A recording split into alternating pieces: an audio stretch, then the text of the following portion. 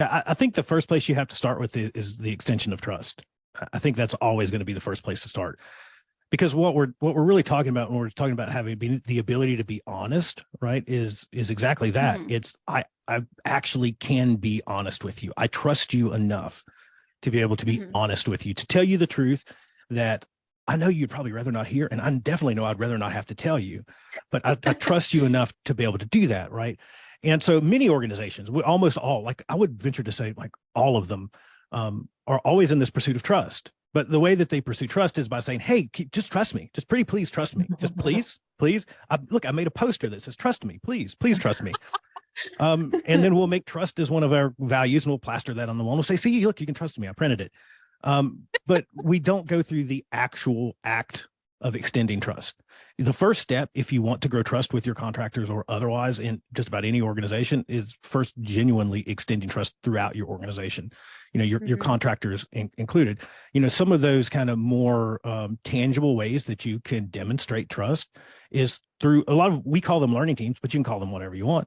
But just purposefully, deliberately learning, with not fault finding, learning from those that do work, contract or otherwise, that's a way of extending trust, of saying, I trust you as the subject matter expert in this. You have the expertise, you have the know-how, and I want to learn from that so we can co-create improvement strategies.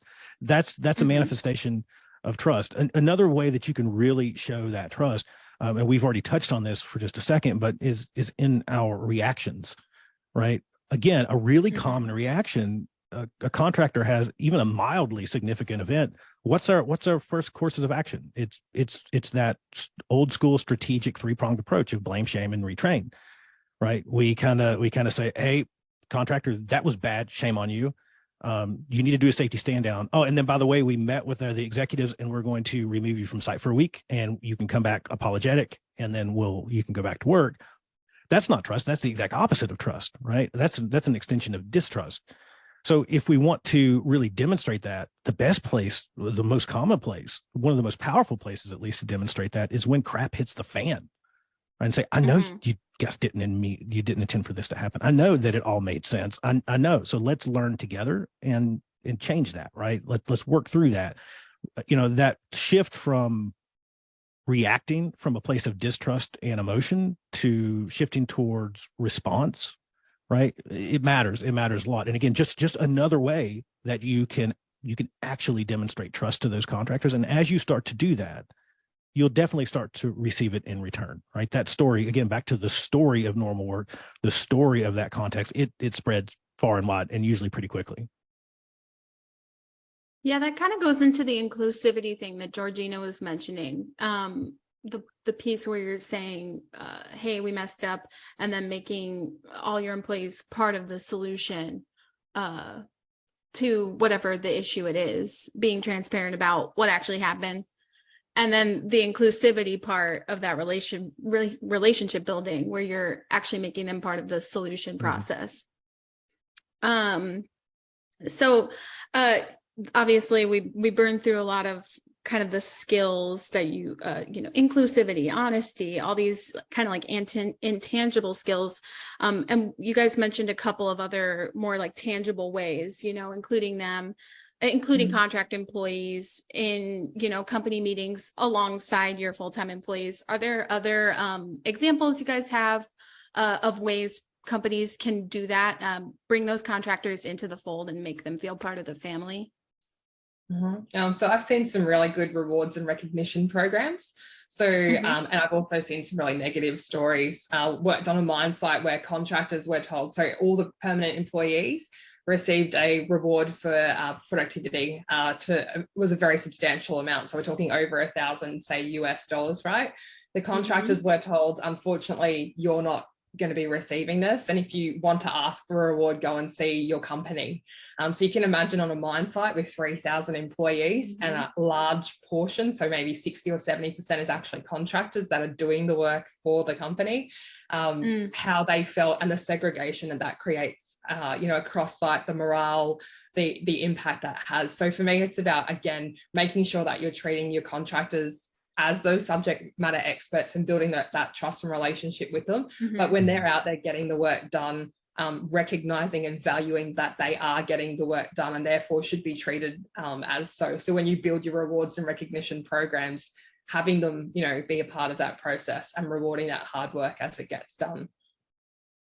So you would recommend not having any sort of segregation or distinction between contractors and full-time employees? No, 100%. And if you're a manager or a leader and you're on a walk and talk and you notice a contract employee doing a great job, why should there be any differentiation from you going up to them and patting them on the back and saying, fantastic work, let me go back and see if there's something I can give you? As, you know, why would there be any differentiation between that? Like, they're no different. Like, we're not saying they're a lower class citizen, we're just saying they're on a different contractual agreement to our permanent employees. In Australia, there are whole kind of organizations that are 95% contract work. Some of them are even 99% contract work, but a mum and dad, you know, kind of couple will own the corporation and subcontract or contract out the work completely. So when you talk about employees, realistically, they are your employees. If you don't have them, your work stops. So why would you not treat them that way, like the importance, and give them those significance they require?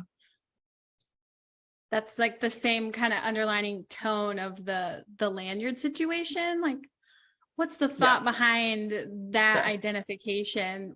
Are you trying to cross some sort of divide by pointing that out? Sam, did you have any that you wanted to share? Yeah, I think that's a great answer. I think that it's this purposeful, this deliberate de-othering of our contractors, because we do like to kind of chuck them in the other bucket sometimes. And that lanyard is a great example of just a physical manifestation of that. I've seen that with hard hat colors, and we were talking shirts, and you know, I, again, excuse me, but I think it goes back to watch out for that damn dirty contractor, right? It kind of goes back to that's the perception of that, right? I think that it's no different than, to just add on, I think that it's no different than anyone out there, you know, trying to GSD, anyone out there trying to get stuff done. And if you want to know what your contractors need, ask them what they need. Right. I think that's a huge problem, that we tend to try to do everything but spending time with our contractors and asking them what they need. That's something that you can just go do. Like, you can actually just go do that, right? You can spend time with them and ask them what they need to be successful, and then see how kind of the organization proper can help them in being successful. So often, and it's not just a contract issue, it's something that we see manifest in management overall, and I'm purposely calling it management and not leadership, right? It's something that we see really rampant in management, is that we like to do stuff to people, and we like to do stuff to people whether they like it or not, with little to no input from them, because we think we know what's best for them. And listen, I don't know about you all, but that's like my least favorite thing. Like, that's like the opposite of my most favorite thing in the world. That's just usually the opposite of what any human being appreciates, right? Involve them, ask them what they need, carve out that time. If you want like an actual physical, tangible something that you can go do right now, right, is carve out that time, think up some maybe a little curious questions, be genuinely curious about what they need and the problems that they face. Carve out that time and go have a conversation with them, right? Listen to learn, and not so much to fix or respond, because a lot of times, especially client to contractor, we fall into that respond mode, right? Back to kind of, we're talking similar to when kind of stuff hits the fan. But a lot of times when a contractor, or sometimes even our internal employees, bring up an issue, we usually fall into react, right? Where we go, oh, well, no, that's only because XYZ, right? No, it's definitely not like that. That's just how you feel that it is, right? Kind of step outside of that and just listen to learn, and then work with them to kind of put their hand on the wheel a little bit and let them influence their destiny at your organization. Co-create what that looks like together, right? I think that's a huge piece of that. And again, just something that you can actually just go do. Spend time with them, ask them what they need to be successful, and then work with them to help bring that to life.